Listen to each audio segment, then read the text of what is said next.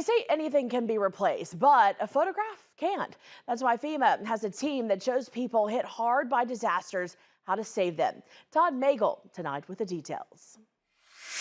And you gently agitate it to try and get that debris off of the photograph. Sarah Caruso knows how to save memories. She's part of a FEMA team in Greenfield offering advice to tornado victims who are trying to restore water-damaged personal belongings, particularly photographs. Photographs are the #1 thing that people just really don't want to lose, and they're people's memories of their family and their life, and to some people that can be the most devastating thing if they have to lose that. Kara Griffin heads the FEMA team that travels across the country to disaster sites.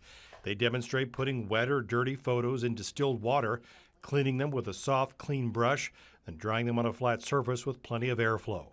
Most of the tools are available at any hardware store, and it's okay to re-wet many printed photos. If it's a modern photograph, it's okay to re-wet those, especially if they're still wet or damp. You're not going to do any more damage to it.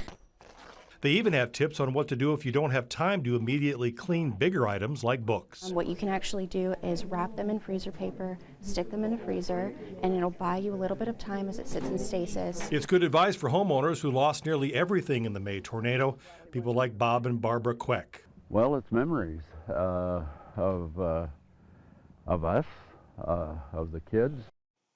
And now there are specialists that can clean photos, preserve books, and other important documents.